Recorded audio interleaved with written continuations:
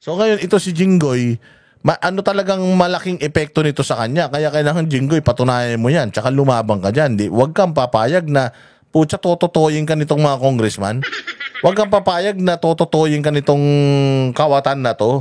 Assistant District Engineer Bryce Hernandez na nagsabing tumatanggap daw ng kickback ang senador mula kay DPWH District Engineer Henry Alcantara. Meron pa ngang picture na magkasama sina Estrada at Alcantara. May picture kayo ni DPWH Engineer Alcantara, sir? Do you remember that, sir, when it was taken? I do not know. I cannot recall that event. Pero sa dami naman nagpapapicture sa akin. Dami, artista yan eh. Anak ni Erap, sobrang sikat niyan. Tayo na yan, pag naglakad dyan, sobrang kilala sa buong Pilipinas. Kahit mula Aparay hanggang Ulo, may magpapapicture dyan. Does it mean kilala niya yung nagpapicture na yun sa kanya? If you will associate everyone, sigurado ako meron din tong picture kay Martin Romualdez. So ibig sabihin, kung magnanakaw to, magnanakaw din si Martin Romualdez dahil may picture silang dalawa. Yan yung lagay nyo sa kukotin nyo. Kayo masyadong nagpapaniwala rito sa mga plot twist na to ng mainstream media. Hindi ko naman pwede tanggihan. Malay ko naman kung drug lord yan o gambling lord. Hindi ko naman matatanggihan kung sino nagpapapicture sa akin. Remember, we are all public figures here. Pinabulaanan din ni Estrada ang alegasyon ni... Bro, lalo na si Robin Padilla. Putya, pag nakita mo si Robin, magsiselfie ka talaga. Pero katulad ako, pagkakilala ko na yung senador, medyo close na kami, hindi na ako nagsiselfie. Dumadami na akong picture doon dati. Nagsiselfie lang ako doon sa mga bago ko nakikita, yung mga hindi ko pa napopost. Hernandez na nagbabaraw ang Senado ng 355 million pesos ngayong 2025 para sa ilang proyekto sa Bulacan. Hindi raw siya ang nag-endorso ng pondong iyon. Nasa line item raw yan ng 2025 budget at kahit sino pwedeng mapagbintangan na nagpa-insert nito. Hindi ko palalagpasin na hindi sagutin ng mga malisyoso, tahasang kasinungalingan at walang basehang mga akusasyon sa akin ni Bryce Hernandez. Hindi ako papayag na makaladkad ang aking pangalan sa mga pahayag na katang-isip at gawa-gawang salaysay.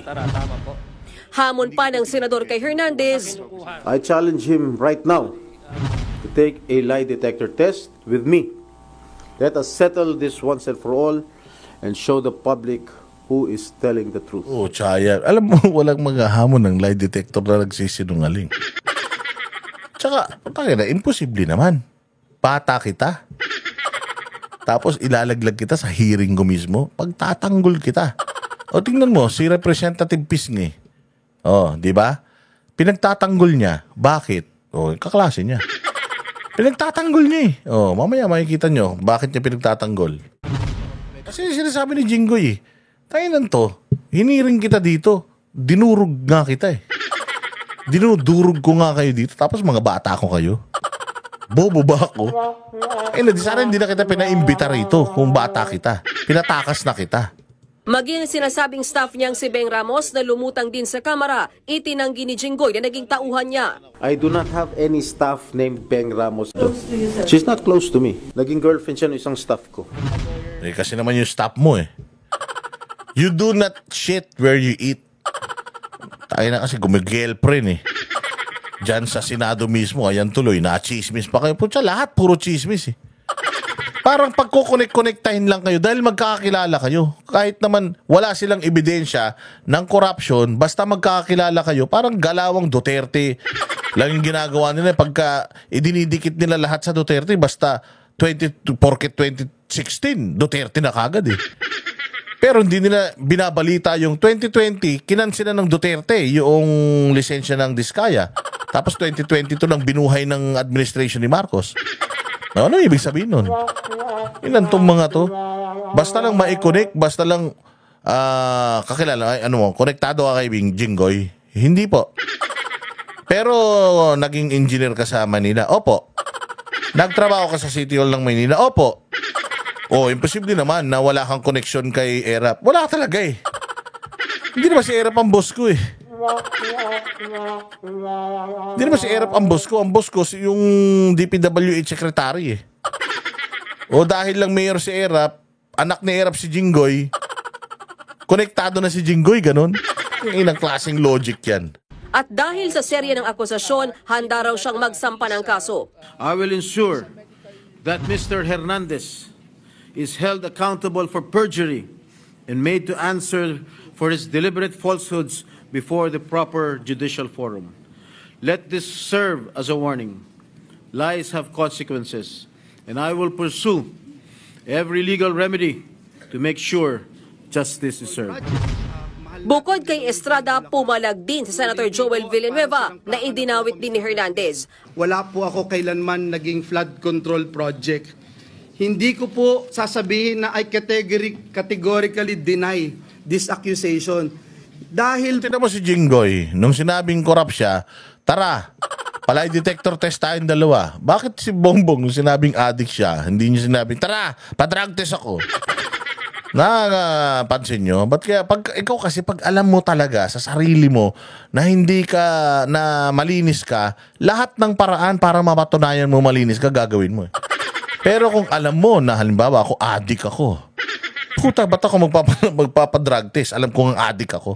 Kaagamit ko lang kagabi. Tanga ka ba? Hindi ako magpapadrug test. Ganun lang yun. Kaya dito mo makikita si Jinggoy. Pucha, seryoso siya. Walang kinalaman to. Pag sa tingin ko lang po, may resibo po tayo. Meron po pwedeng i-verifika kung bakit ito nangyayari. Ayon kay Villanueva, kaya raw siya idinadawit dahil bit-bit niya ang affidavits ng ilang DPWH engineers ni aakyat sana sa committee hearing. Dagdag pa ng senador, merong Dracula sa likod ng anomalya. Pero klarong-klaro po sinong mastermind, Mr. President. Klarong-klaro po kung nasaan na si Dracula. Oh, nasa si Dracula na sa Amerika? Sabi nga nagpapagamot daw may kaibigan ko sa Amerika. Sabi, nahanap daw nila sa mga ospital, wala daw. Ano naman yan? Hindi na ho malaman kung saan tatago yung bilyon-bilyon o trilyon-trilyon sa lapi. Hindi na alam kung saan, kaya bumaba po yung dugo. At mismo si Dracula sinasabi, hindi naman niya... Ay na si Saldigo yun, ha? Bumaba yung dugo. Pati dugo niya, ininom niya na. Kaya bumaba yung dugo. Sa sobrang takaw niya, pati yung dugo niya, ininom niya.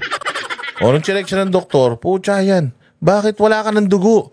Pag x-ray sa tiyan niya, nandito sa tiyan mo yung dugo, tartado. Dapat yan nasa ugat mo. Gano'n, kasuga pa. Nagagawin ito kung walang basbas ng amo niya. Sino ba ang amo niya, Mr. President? Sino ba ang naglagay sa kanya bilang tagapagbantay ng national budget? Ako po, si Romualdez ba yan? Binabanatan ni kaya naman pala ikaw talaga Villanueva, kaya naman pala target ka Binabanatan mo yung santo nila na si Romuawa Giit ni Villanueva, wala siyang tinatago at handa siyang humarap sa lahat ng investigasyon.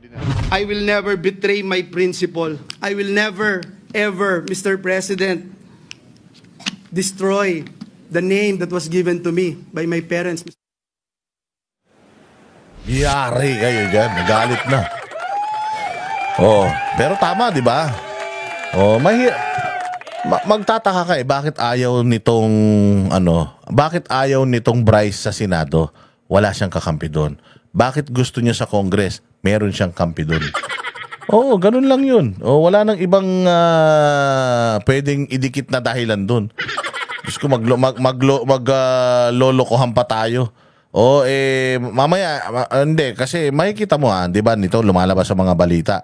Itong Bryce, nung dinala sa Pasay City Jail, which is isa sa mga bulok na na BJMP yan, promise. Kaya nga dyan nilagay sila file doon. Dyan nilalagay nila Gordon yung mga pinakulong nila dahil alam nila pahihirapan ka talaga dyan Pero nung papunta na doon yung Bryce, nag-aalala yung Redon. Nag-aalala yung Redon. Papakita ko lang sa inyo, para lang wait lang eto. Ano ba to? Si Bongbong. Hindi yan. Ayoko niyan kay Bongbong. Gusto ko, ayan, inilipat ng kulungan. Tapos, ang nagtanggol sa kanya, sino bang na to? Ayan, ito.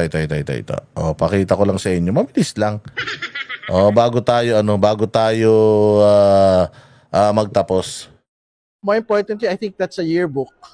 What I will say is that we were batchmates in grade school, but he was never my classmate and he was never my friend. Nako, ayan, kino-connect kasi batchmate kayo. Tapos sasabihin mo, batchmate lang kami. 12 years old pa ako nun Oy, si Jinggoy. O, nung mayor si Erap, baka nga nakakulong pa si Jinggoy eh. Porket nagtrabaho lang yung Alcantara sa Manila City Hall eh. Ikinonekta nyo nun sa kay Jinggoy eh. Porket may picture lang siya eh. Kasama si Jinggoy, kinonekta nyo na eh. Ikaw nga, kaklase mo pa eh.